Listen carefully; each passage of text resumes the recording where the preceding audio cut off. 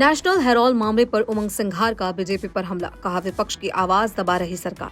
मध्य प्रदेश के नेता प्रतिपक्ष उमंग सिंघार ने नेशनल हेराल्ड केस में ईडी की कार्रवाई को लेकर भाजपा पर तीखा हमला बोला है। उन्होंने आरोप लगाया कि भाजपा विपक्ष की आवाज दबाने के लिए पुरानी फाइलें खोल रही है। सिंघार ने कहा कि सोनिया गांधी और राहुल गांधी की जांच पहले ही खत्म हो चुकी थी, लेकिन राजनीतिक दबाव में इसे दोबारा खोला गया। उन्होंने भाजपा पर इलेक्टोरल बॉन्ड के जरिए हजारों करोड़ के अवैध चंदे का आरोप लगाते हुए कहा कि भाजपा ने करप्शन को लीगल बना दिया है। इसके अलावा उन्होंने आरोप लगाया कि केंद्र सरकार ईडी और आईटी जैसे एजेंसियों का दुरुपयोग कर रही है। सिंघार ने सौरभ शर्मा केस का जिक्र करते हुए कहा कि मध्य प्रदेश में भी भ्रष्टाचार पर कार्रवाई नहीं हो रही है।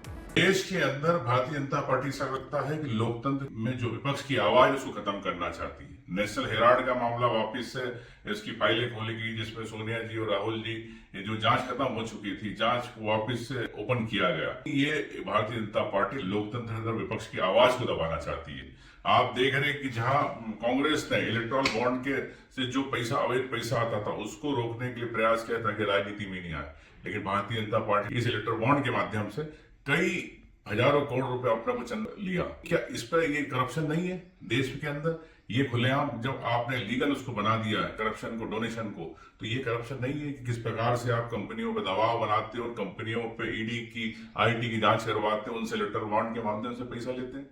तो ये भारतीय जनता पार्टी लोकतंत्र की हत्या करना चाहती है। आज हमारे मध्य प्रदेश के अंदर भी एक मामला हुआ था, लोकायुक्त ने उसको चालान पेश नहीं किया, सौरभ शर्मा को जमानत मिल गई। भारतीय जनता पार्टी की सरकार अगर घोटाले करती है तो उस घोटाले पर भारतीय जनता पार्टी जांच नहीं कराना चाहती। आज हमारे प्रदेश के अंदर जल जीवन मिशन को लेकर हजारों करोड़ का घोटाला हुआ, परिवहन घोटाला हुआ, शिक्षा को लेकर नर्सिंग घोटाला हुआ, लेकिन सरकार अपने मंत्रियों को बचाना चाहती है, सरकार इस पे जांच नहीं कराना चाहती।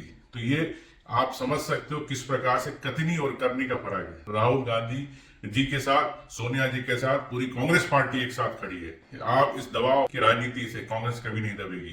कांग्रेस हमेशा आम व्यक्ति की बात उठाती है, उस भ्रष्टाचार की आवाज को रूप में हम उठाते हैं जो जनता के पैसे गाड़ी कमाई से किया गया।